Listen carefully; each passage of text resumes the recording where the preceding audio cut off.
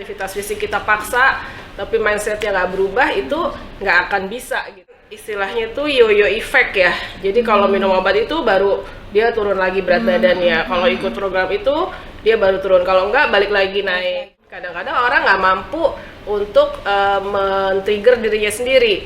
Jadi kita perlu seorang coach. Kurangin gula juga, kurangin minuman yang kemasan, itu jadi pusing. Jadi kita punya alat yang namanya body analyzer gitu, yang mengukur sampai komposisi tubuh, bukan hanya berat badan. Assalamualaikum warahmatullahi wabarakatuh. Halo sahabat Kalem, bersama saya Dini dalam podcast Kalem, dan saya di sini bersama seorang sahabat juga, yaitu kalau gue sih manggilnya Uwi ya. Kalau umum mungkin Budok Dian. Wah, jadi sekarang ini kita mau membahas temanya self love menjelang usia 50 tahun dengan pola makanan yang sehat. Oke, tanpa berpanjang kali lebar, kita mulai bincang-bincang kita bersama sahabat kita, yaitu Dr. Uwi. Sore. Selamat sore Ibu Dini. Terima kasih, halo. Mak Dini kalau ini namanya. Apa kabar? Alhamdulillah baik. Uwi kali ya, aku lebih enaknya ngomongnya Uwi kali ya. Uwi, kalau misalkan ini boleh tanya, di sini tuh lebih berkecimpung ke masalah apa nih? Oke.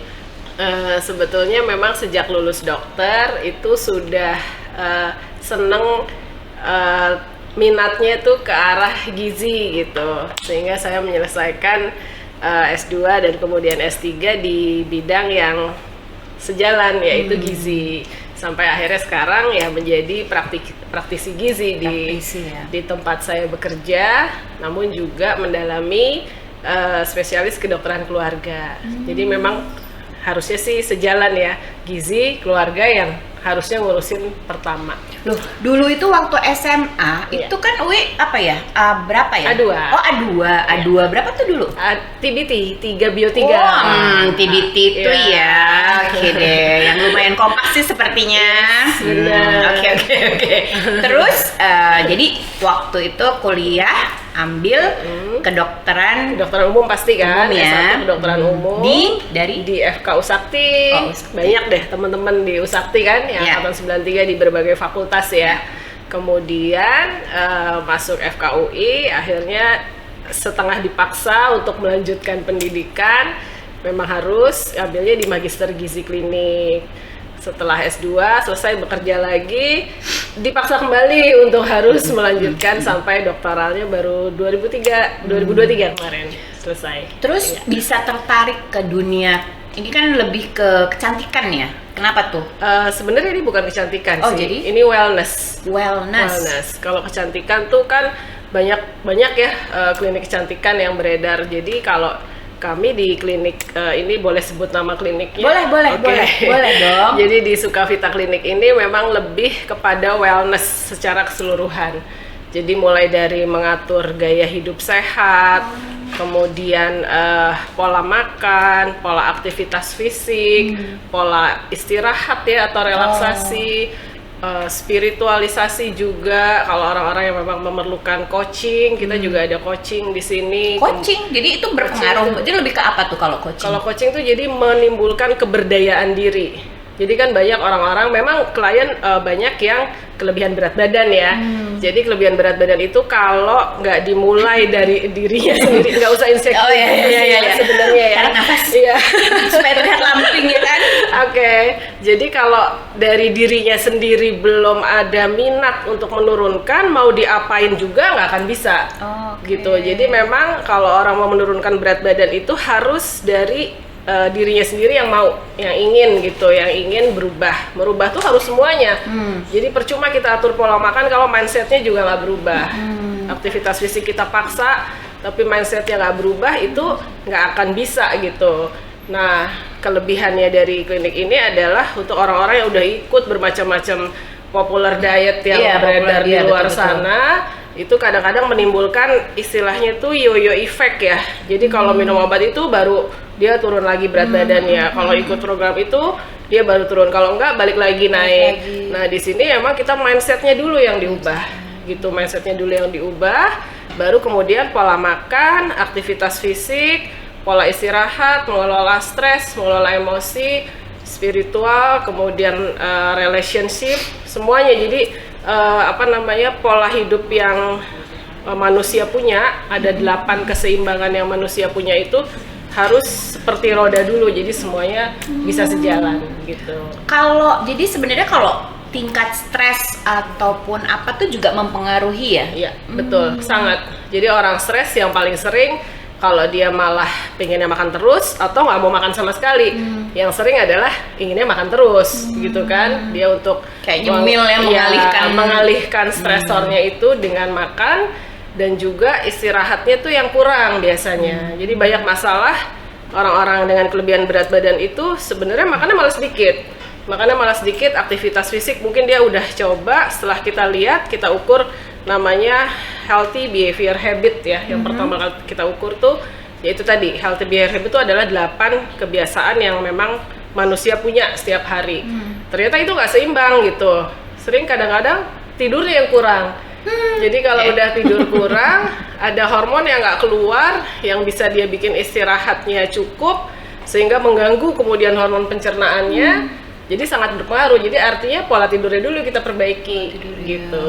Tapi itu udah pasti ya, maksudnya dari 8 habitnya kita tuh pasti akan mempengaruhi dari akhirnya apa tuh namanya, inner ya atau apanya? Iya, jadi kebiasaan kita jadi begitu gitu. Jadi mungkin kurang seimbang karena memang roda kehidupan kita belum seimbang ternyata gitu. Terus kalau misalnya dengan pola makan gitu ya, tadi pola makan, istilahnya pola hidup kita itu efeknya ya terhadap kita tuh berapa lama? Jadi kan ada kadang orang gini ya, oh kok lu kelihatan lebih tua sih dari yang teman seangkatan lo, kan kayak gitu-gitu tuh. Nah itu tuh sebenarnya efek-efek kayak gitu tuh berlangsung berapa lama tuh? Maksudnya dari pola makan yang bagus misalkan ya, atau pola hidup yang bagus, yang seimbang. Nah berefeknya tuh misalkan dari masa remaja lah ya, hitungannya lah ya, masa remaja sampai dia menjelang umur 50 tahun itulah kita ya kan bisa aja gue ya lebih kayak muda deh lahir ya kan, kayak gitu-gitulah. Nah itu tuh efeknya tuh berapa lama dari pola makan atau pola hidup yang nggak seimbang? Iya, itu biasanya memang setiap individu tuh beda-beda, Bu Dini. Jadi kita Mbak Dini, Kak Dini, ya. Jadi kita nggak bisa sama gitu pada setiap individu. Dia tergantung dari, balik lagi kepada keseimbangan kehidupan dia gitu.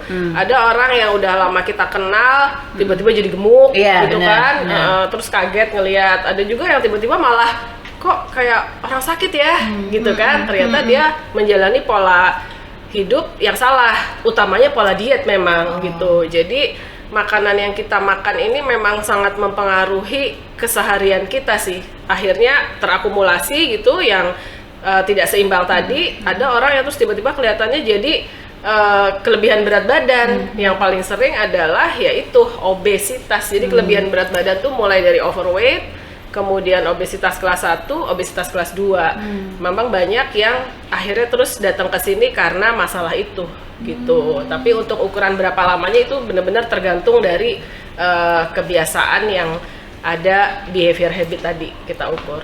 Nah, misalnya nih menjelang, kayak kita nih kan usianya udah menjelang 50 tahun. Gimana supaya stamina kita, kemudian menjagalah apa yang kita rasa udah cukup gitu ya. Itu kita mesti ngapain nih?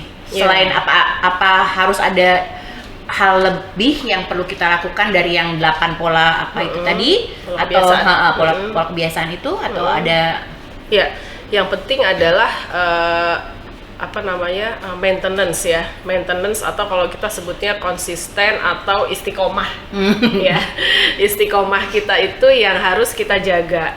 Karena kita udah tahu kita mau jelang 50, kita masih punya anak-anak yang perlu kita didik, kan. Kita masih harus mungkin ngurus keluarga juga, pekerjaan juga, orang tua juga gitu kan. Kalau kita nggak sehat nanti gimana nih gitu ya. Ibaratnya kalau bahasa yang agak lebih nakutin, lo mau lihat anak lo gede nggak? Iya. Gitu kan, kita kan inginnya seperti itu. Nah, kalau udah begitu, artinya tadi keberdayaan diri kita nih harus timbul dulu gitu. Memang nggak semua orang mampu menimbulkan self empowerment namanya ya, self empowerment yang nanti akan menimbulkan self love seperti topik kita kan. Iya, betul. Ya, sudah topik kita hari ini gitu. Self empowerment itu yang perlu dibangun. Kadang-kadang orang nggak mampu untuk men-trigger dirinya sendiri. Jadi kita perlu seorang coach gitu ya. Kalau perlu nanti kita hadirkan coach itu.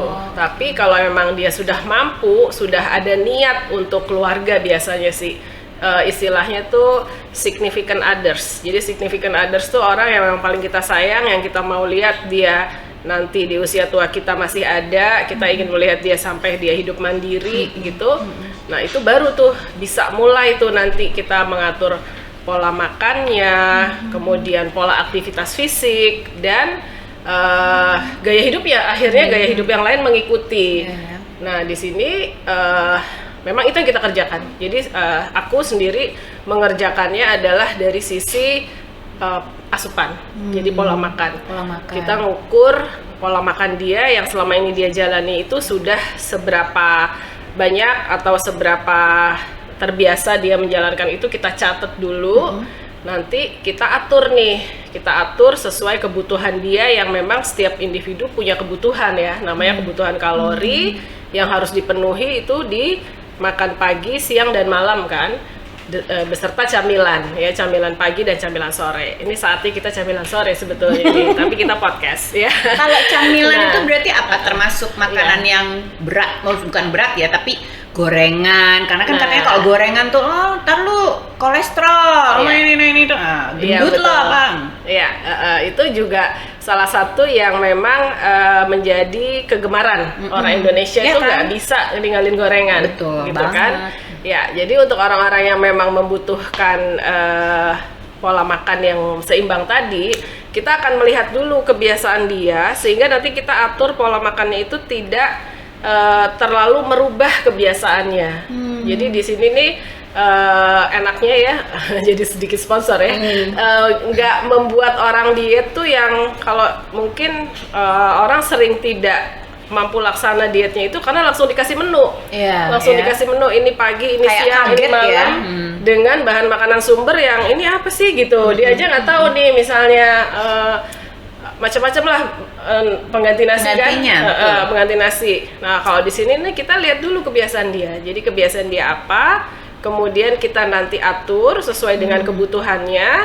Dan yang tadi ditanyakan oleh Kak Dini gorengan, boleh. Tapi salah satu triknya adalah kalau orang nurunin berat badan itu sekali aja sehari makan gorengannya, gitu. Harus pilih. Kalau pagi udah makan gorengan, misalnya telur ceplok atau telur dadar, udah siang sama malam jangan gorengan lagi. Atau kalau kita nanti mau beli gorengan misalnya, atau di meeting dikasih gorengan, lauk-lauknya jangan ada yang digoreng. Kan masih banyak pilihan lain, ada dipanggang, dibakar, dibacem gitu, misalnya dipepes gitu ya. Kurangin gula juga.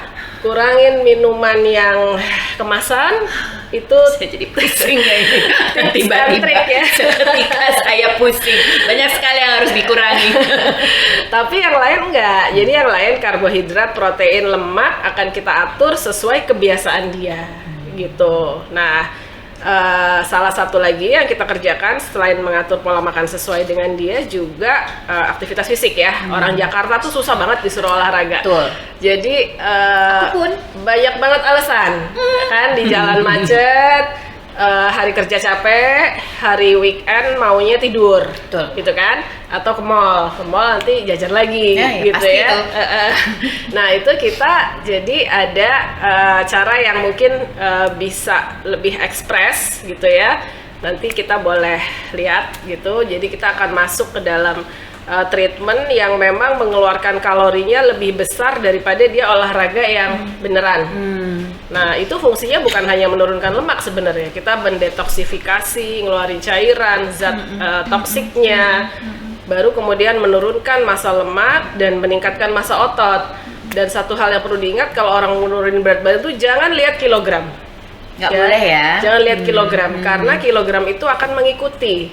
Tapi kita ngelihatnya adalah penurunan massa lemak yang bisa diukur, gitu. Jadi kita punya alat yang namanya body analyzer gitu, yang mengukur sampai komposisi tubuh, bukan hanya berat badan, tinggi badan, tapi ada massa lemak, massa otot, massa cairan, massa bebas lemak, ya, sampai kira-kira badan kita ini sebenarnya seimbang nggak. Nanti kita akan dikasih latihan biar menyeimbangkan atas bawah, kanan kiri di dalam alat itu. Plus ditambah penunjang buat membantu aktivitas fisik yang rutin, kita akan ajarin dulu.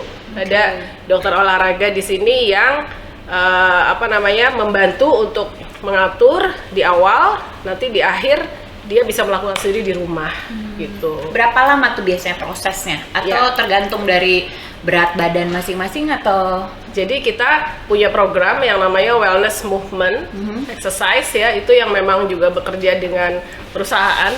Jadi sudah ada perusahaan yang mengirimkan hasil medical check up ke sini, dan kemudian konsultasi harus diapain nih karyawan-karyawan yang obes dan sudah ada penyakit bawaan, ya, rata-rata ada diabetes, hipertensi atau darah tinggi gitu. Beberapa ada yang pernah stroke juga gitu, masih muda-muda sebetulnya. Nah, kita bikin program itu selama 3 bulan, tapi yang kita pakai alat-alat yang tadi saya bilang itu hanya 2 bulan, karena kita sebenarnya hanya membantu di awal, membangun mindsetnya, memperbaiki mindset, membangun self empowermentnya.